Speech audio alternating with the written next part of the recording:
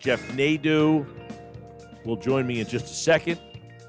We'll punch him up and get his thoughts on the draft as the big man on campus, host of the Hoops Betting Hour. If you're not listening to the Hoops Betting Hour, I will flog you until your morale improves, and you shall watch the Hoops Betting Hour with this man, the big man. Actually, he's not the big man anymore. He's just a regular-sized guy now. Jeff Nadu, at Jeff Nadu, the Hoops Betting Hour. Or do you have to think about changing that moniker? I guess I do. Yeah, I don't think I ever will. I think I'll probably just move away from like a nickname in general. I could just go by my regular name. I'm called all sorts of stuff at this point. So, yeah, I guess I do have to think about it. But it's not literal anymore. It used to be literal. Right? Yeah. I mean, the man lost over 100 pounds. Give it up for him. Roaring round of applause. Thank you, man. Appreciate all right. that. So did you – I know you are I don't want to say, okay, you don't like Howie Roseman. You accuse me of liking Roseman. And I always say, I don't like the man. I just don't hate the man. The guy won a Super Bowl, man. I'll never have hate for any member of that whole Super Bowl circle. I could say some years he does a good job, some years he does a crappy job, but I will never say I hate anybody that was a member of that roster and had a part of that. So that being said, where do you stand on the job he did Thursday, Friday, Saturday? I thought it was just average. I think a lot of people are high on it for the Smith. You know, obviously getting Devontae Smith was gigantic. You needed him. We talked about that. You know, I don't hate choosing Landon Dickerson. I don't hate that position. But I guess it's more or less of why at that point you felt the need that it had to be addressed in the second round, especially you take an injured player, not really ideal. My issues with the draft, Mike, really were the third and fourth round picks. I thought they were bad, frankly. The third round pick of Milton Williams was a bad selection. It wasn't a need. This group still goes into the season with a huge void at cornerback. This is one of those conversations, Jeff, where you're right. Like, did they need to get a guy who's a defensive, like, I guess, hybrid? He's kind of an inside-outside guy. They kind of compare him to Malik Jackson. He can play tackle, can play end. I said, like, Vinnie Curry's role, to play tackle on end. But here's the problem that, like, okay, so in years past, Roseman would take a guy that they needed, and then we'd say, that guy sucks. Well, I drafted a guy that we needed, but he wasn't high enough on the draft board, but we needed. So if they took a guy that they needed, but that guy's, you know what I'm saying? Like, that guy's not good enough to be drafted in that spot. That's kind of what they've done in the past, and that's what's bit them in the rear end in the past is they would take a guy, Rasul Douglas, because they need a corner in the third round. So let me just take one, even though that player is really not good enough to be slotted in that spot. Yeah, and it was really also the fact that then they go and take two more defensive tackles later, which I thought were pretty nice selections. I would have taken them. I didn't think it was a need you had to serve in the third round. And when you look at this group, I thought the worst pick they made was Zach McPherson. Awful selection. It was way too high as far as where I had Zach McPherson. Zach McPherson on the regular was torched last year in the Big 12. Yeah, I don't like Big 12 corners. No, he's not a corner that's going to come in and fill a starting role right away. I think he's a second or third string player. And, again, we continue to address the fact that they are not going to have very many playable corners to start the season next year. And we continue to know this is a very good division when it comes to receivers. It's a shame, too, because the third and fourth round could have been really big for this team, and going out and getting a player even in the fourth round, like Rodarius Williams out of Oklahoma State, Israel Mukumu out of South Carolina, there were better selections on the board. I had Zach McPherson as the 30th best corner in this draft. Yeah. It's that simple. McPherson I didn't love either. I just don't like a Big 12 corner. They're just too hard to get picked on all the time. The measurables are good on him, but again, I agree with you. Don't love McPherson as the fourth round guy. Now, I do want to say one thing real quick. Someone mentioned Kenneth Gainwell, terrific selection, liked him in 2019 a lot. The best pick they made, in my opinion, Jacoby Stevens. I think this group is starting to realize, and we have to start to realize, Kayvon Wallace and Jacoby Stevens, I think, are going to be very important to this team going forward, because Stevens is a guy with terrific athleticism. He's a great kid. He made some really incredible plays down at LSU over the years. He was always on tape. He was always making plays. He has some really just great instincts from a tackling standpoint. So I'm excited for what those two can turn into the last two drafts. Yeah, I brought up Stevens too. I mentioned, he wore the number 7 at LSU. Go look up what that means. They drafted 3 guys who were the captains of their team. It seemed like they put a lot of value on locker room guys and guys who were leaders. And Stevens is, to me, a guy that feels like the type of player that they have to find a way to get him on the field, as opposed to, what does he play? Like, I think he'll end up playing a lot of linebacker, and you're going to be like, how do we keep this guy off the field? So I like that pick as well. The Gainwell pick, I was a big fan of him. Those Memphis running backs, you got Gibson, you got Henderson. I think he was better than both of those guys. Does that mean he's going to come in and rush for 1,200 yards and push Miles Sanders out? No, but they've needed a secondary option to Miles Sanders the last 2 years. They very much needed. It was great value, too, getting a guy like Gamble. We kind of forget that players opted out, and Gamble didn't really play in 2020. I will say, going forward, the starting free safety on this team needs to be Kayvon Wallace, or I guess it's McLeod, but he needs to be right there as well.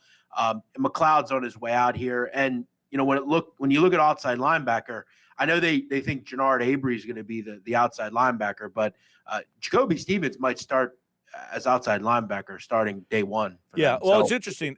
I'm interested to see how many linebackers Gannon has on the field, because Eric Wilson, you would imagine, is going to get most of at least in the nickel snaps. I mean, and then Singleton was solid. He's nothing special, but he held his own as a tackler in there last year. So I wonder if he goes with the 3 linebackers, or like most teams nowadays just play 2, but that's where you can use a guy like Stevens, because you can kind of have him play safety, linebacker, be a defensive back, but he's a tremendous physical tackler. People are gonna see him on tape, and he's gonna make those big hits. He made a few of them at LSU. I'll tell you what, he made a play in the Senior Bowl in practice, pretty incredible. His instincts on where the football is, kind of bearing down, acting as like a protector, kind of as a spy on the quarterback. Oh, yeah. His instincts, he's going to return an interception where he just kind of jumps a route, jumps in front of the quarterback, and just grabs the football out of the air. He's really terrific. I actually said I like him better than Jabril Cox, who Dallas drafted in round 4. Yeah, a lot of people like Jabril Cox. He continued to fall down the board, which is obviously concerning. But, yeah, I really like the Stevens pick. So while they made some good picks, they made some really glaring ones. So I would say it's a C. They have to get a Steven Nelson or something at this point. Well, I don't know how's Nelson sitting there and they haven't picked him up. Well, that whole group of guys, they're waiting. Now you can start signing guys, because you were waiting for the comp picks. Yesterday was the deadline. If you signed a player, you had to give the team a comp pick. You no longer have to do that. So I would imagine starting soon, maybe even today, that you're going to start to see that run of guys. Richard Sherman is available. Steven Nelson is available. But I brought up, and Roseman brought this up too, was he actually told the story the other day in the press conference that in 2017 they made that trade for Ronald Darby in August. So I would imagine they have 10 picks in next year's draft, so they already have 3 extra picks. You could use Ertz and one of those picks for a guy who's on the last year of his deal, and, you make that tight end corner swap, much like they gave up Jordan Matthews to get Darby. Just 2 guys who were kind of disappointing. Yeah, someone in your chat mentioned Dante Jackson down at Carolina. All these options are significantly better than what you have. You cannot go into the season with Kevon Seymour and Michael Jacquet in the rotation. It just cannot happen. Were they honorable fill-ins for a game or two? Sure, but you've moved on from people like Cravon LeBlanc and guys like that. So, now it's time to get young in that secondary with Slay. I think you have Wallace. You have guys like, Harris. You got to get younger. You got to get another cornerback in here. No, I definitely agree. They still do not have the starter opposite Slay on this roster. Not close. They're not one of those guys. You can't play Maddox there again, right? You can't play Maddox. LeBlanc is not even here. He's a free agent. I doubt Nicole Roby-Coleman is not here either. So, and you can't go down that route again. But Mike, this is why it's so glaring when you make those picks in the third round. When you take a Landon Dickerson, who look, Landon Dickerson is not going to come in and help this team next year. He's just not, and he's coming off an injury. He may never be the same player. You could have got Asante Samuel. You could have got Tyson Campbell or a guy like that. Tyson Campbell was drafted ahead of them, but that's the guy that I wanted. Yeah, or anyone in that area. Asante Samuel, Kelvin Joseph. All those Greg Newsome, guys like that. And it's funny because I was asking a lot of guys about that, and every single person I asked about, they all told me they thought those players were slot guys, and that's why Philly didn't have interest in them because they need an outside guy, and a lot of teams viewed Samuel as that's why Samuel fell to 47 because teams view him as a slot guy. Then do it in the fourth round and take a guy like Melifonwu, who's not an inside guy, or I like the Syracuse kid. Yeah, Melifonwu. Yep. Yeah, it was a glaring misstep by them. Yeah, well, I will say this again. I go back to I'm glad they didn't just take a guy just to take a guy, right? Yeah. And if they just took a corner and tried to play him on the outside and he stunk, and we'd be ripping him for that, you can't win in this town. Look, I hate to tell anyone watching this, and what I'm about to say, you are all going to be sick to your stomach when you hear what I'm going to say. Mike, the Dallas Cowboys are going to win the Super Bowl next year. Super Bowl? Yes. See, I think that they're the best team in the division. But you know what's funny, Jeff? I just got done talking about this before you came on. They have had the most talent and been the best team the last 5 years. They've missed the playoffs 3 out of 4.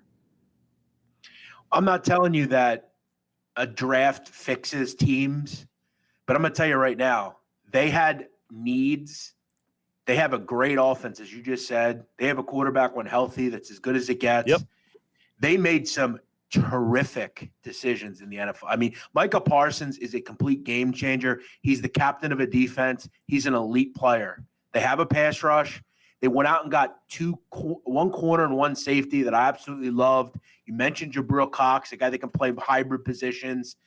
I'm a big fan of the Dallas Cowboys. I know people don't want to hear that. I hate the Cowboys, but I feel like their offensive line was a mess last year, much like Philly's, and they lost their quarterback. Their defense was a total disaster. But if they didn't have the problems on offense, even with that defense, they would have won the division. Exactly. And they went out and got the best defensive player in the draft. Yeah, when you look at the division, it was so bad because guys like Dak Prescott were out. Washington didn't really have a significant quarterback for a lot of the season. So, yeah, I think Dallas is going to be very good. The offense ain't the problem. They just need to get a few more stops defensively, and I think they're going to do that with the class they have and some of the guys they brought in. Yeah, all right. Look, I think the Giants, I said just before you came on, I think the Giants, if the kid Thomas, he was a total bust at tackle last year. Soldiers back. I like Hernandez. Thomas is the key for that team on the offense. And of course, Jones. I mean, Jones can't play. Yeah, I mean, it's going to be a way better division. It's going to be, a lot funner to watch. It was ugly at times last year, but decimation of injury. When you look at futures, again, I know people in the chat are going to knock me, but again, I'm looking at value. I think that the price on the Cowboys is just too high to me. And I think they're right up there, top 3, 4 in the conference. All right, Jeff Nadu at Jeff Nadu, and check him out at Jeff Nadu on Twitter for the Hoops Betting Hour. And, of course, what are you doing that every morning now? Yeah, 7 days a week, man, going over every game on the NBA card. I've really been doing some good things lately in the prop market, and we got 7 more games tonight. All right, and, of course, he, like all guests, appeared via the Boardwalk on the Hotline. Good chat, man. Thanks, Mike. Always good talking to you. All right, Jeff, take care, man. Jeff Nadu.